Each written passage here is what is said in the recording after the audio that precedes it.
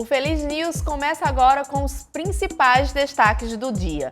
A Câmara de Natal pretende discutir a regulamentação das zonas de proteção ambiental. O Ministério Público do RN doa equipamentos para a Polícia Militar. E trabalho por conta própria sobe 17% no RN. Essas e outras notícias você confere agora no Feliz News.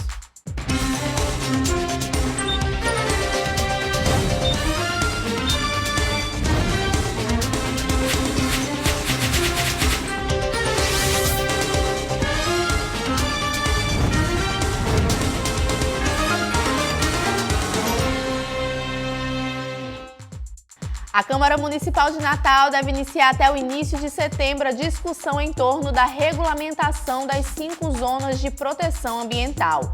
As novas legislações irão estabelecer regras de ocupação e uso do solo e terão um papel importante para a revisão do plano diretor. Ao todo, Natal conta com 10 zonas de proteção, mas apenas 5 têm legislação específica aprovadas. Somadas às suas respectivas áreas, as 10 zonas de proteção ambiental de Natal representam aproximadamente 34% da área total do município, que é de 168 mil quilômetros quadrados. Entre as zonas que aguardam a regulamentação está a Zona 07, englobando o entorno do Forte dos Reis Magos, abrangendo a zona da praia construída sobre os arrecifes adjacentes ao estuário do Rio Potengi. Sobre a revisão do plano diretor, o secretário Tiago Mesquita explica que a previsão é de que o projeto de lei seja enviado para a Câmara até dezembro. O Ministério Público do Rio Grande do Norte fará a doação de equipamentos para as agências de inteligência da Polícia Militar Potiguar. O objetivo é dotar o setor de inteligência da PM de uma estrutura básica para auxiliar no combate à criminalidade. Serão entregues câmeras filmadoras, microcâmeras, binóculos, computadores e impressoras. Essa doação é fruto de um convênio firmado entre o MPRN e a Polícia Militar, se configurando como uma contribuição do Ministério Público do Rio Grande do Norte.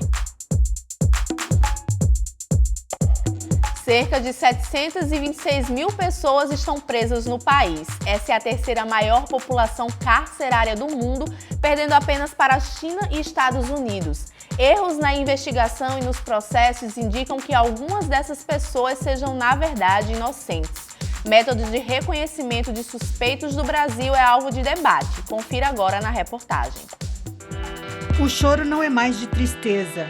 Elizabeth acaba de receber a notícia de que seu filho vai responder em liberdade depois de 2 anos e 8 meses preso por um crime que não cometeu. Como eu falei que meu filho ia sair, hoje eu não saía daqui sem a liberdade, sem ele vir embora para casa para me cuidar dele. E ele tá vindo embora para casa. Na mesma noite, Igor deixou a penitenciária de Irapuru, a mais de 600 quilômetros da capital paulista. Acabou, meu filho! Acabou, meu filho, acabou. O drama da família começou na madrugada de 2 de outubro de 2016.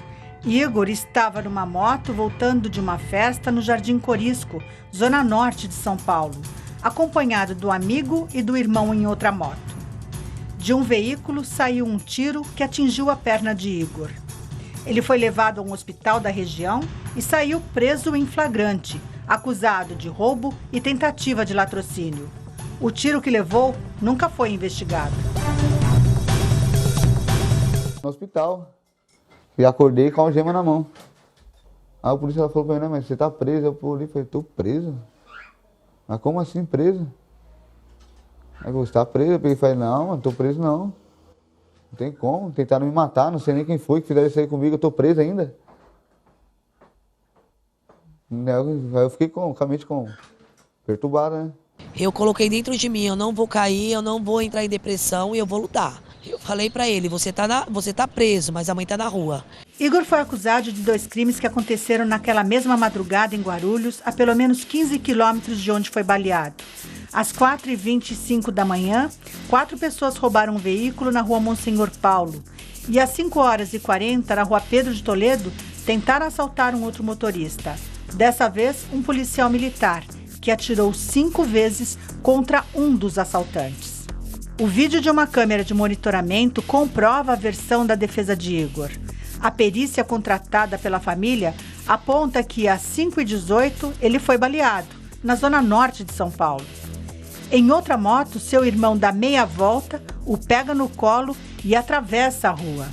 Às 5h23, um homem em uma moto socorre Igor e o leva até o hospital, onde daria entrada às 5h44, segundo o prontuário médico.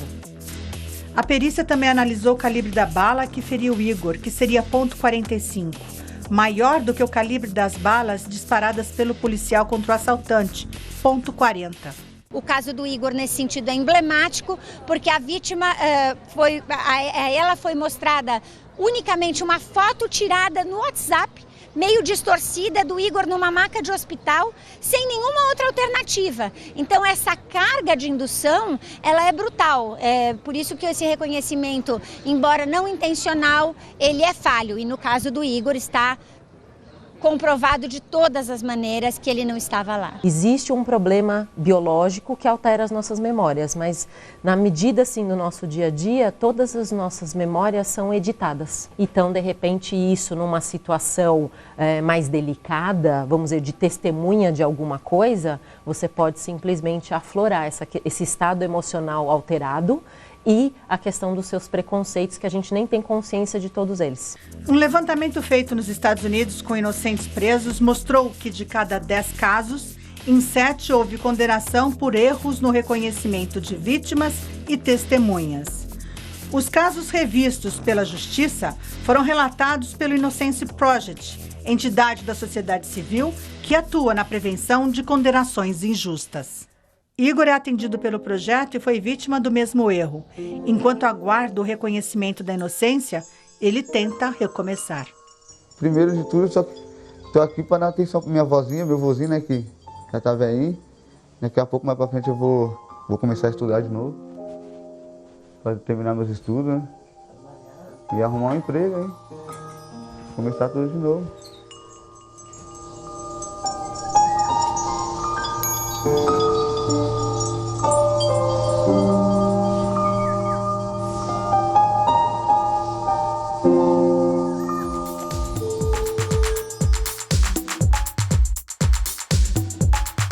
O presidente Jair Bolsonaro determinou a realização de estudos para a privatização de 2 rodovias federais que cortam o Rio Grande do Norte, as BR-101 e 304. Um decreto presidencial publicado no Diário Oficial da União qualifica trechos das 2 estradas no âmbito do Programa de Parcerias e Investimentos, a partir do qual são planejadas ações de desestatização. Segundo o decreto, os estudos deverão avaliar a possível privatização do trecho da BR-101 entre a capital potiguar, Natal, e a divisa do Rio Grande do Norte com o estado da Paraíba. Já no caso da BR-304, o trecho privatizado seria entre Natal e a divisa do RN com o Ceará. A rodovia, que hoje não é duplicada, liga Natal à 2ª maior cidade do estado, Mossoró. O decreto de Bolsonaro publicado prevê a realização de estudos para a privatização de outros trechos de rodovia que hoje são administradas pelo setor público.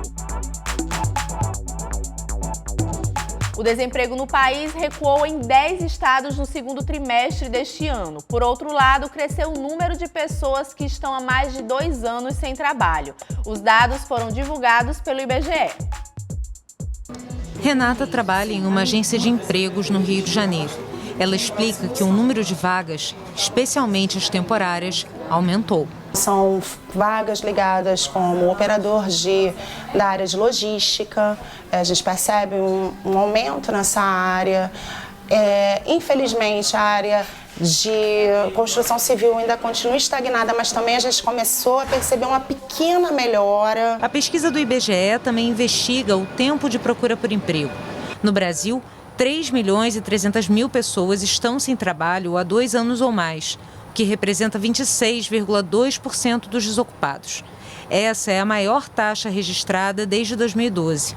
Os números refletem no desalento, que ocorre quando alguém desiste de buscar uma vaga.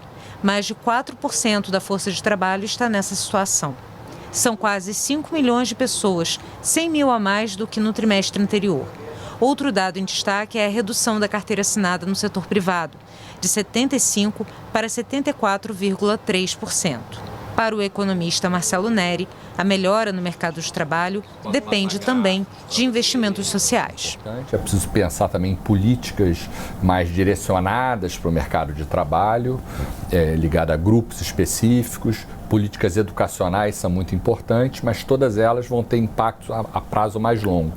Eu diria que a política macroeconômica, juros e a política fiscal têm um papel preponderante no curto prazo.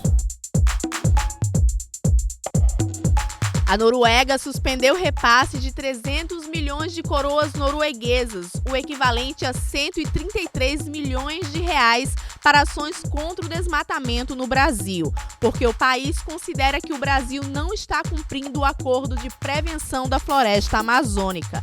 A Noruega é a principal financiadora do Fundo Amazônia e, em julho, não aceitou a proposta do governo de Jair Bolsonaro de alterar a gestão do programa. Você sabe o que é uma startup? Alunos do ensino médio de Brasília participam de um projeto que estimula o empreendedorismo. No projeto, eles aprendem conceitos como os de startup e a desenvolver aplicativos para oferecer serviços, além de participar de maratonas de hacker. A Juliana e outros colegas já entenderam o negócio e estão criando um aplicativo para facilitar a vida nas cidades. Eu e meu grupo pensamos em relação à questão de saúde, hospitais em si, que está muito difícil. Às vezes você quer ir em um hospital e você não sabe se aquele hospital trata o que você quer. E aí a gente pensou em um aplicativo que vai te ajudar em qual hospital você tem que ir, em qual lugar em si. Essa turma do Instituto Federal de Brasília está entre os 250 estudantes de Brasília, São Paulo, Manaus, Porto Alegre e Recife que participam do projeto. A iniciativa é de uma consultoria especializada em inovação social com o apoio do Google. O objetivo é disseminar metodologias e cultura de inovação no ambiente escolar. A gente tem vários alunos que deram continuidade nos seus empreendimentos que nasceram dentro do programa. A grande diferença é que o aluno passa a ter um papel muito mais protagonista na sua formação. Então ele dá mais valor para o conhecimento que ele adquire dentro da escola, quando ele percebe como que ele pode aplicar esse conhecimento para resolver problemas da sociedade, né? Para gerar valor para a sociedade. De hoje até sábado, os alunos participam de um hackathon, uma espécie de competição.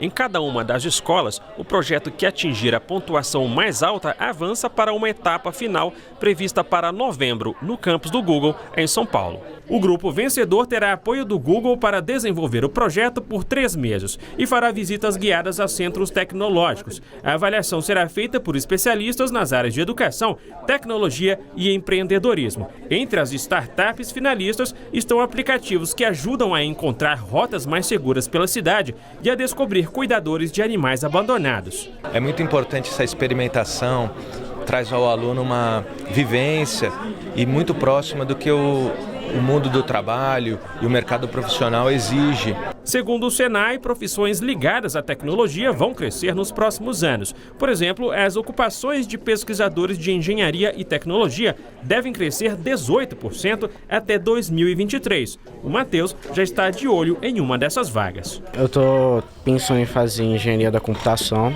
que é uma área que envolve muito essa área da tecnologia e desenvolvimento de aplicativo. E essa experiência, ela influencia muito porque pode impactar muito em qual empresa você vai trabalhar e como você vai trabalhar. O Feliz News fica por aqui e nós nos encontramos amanhã.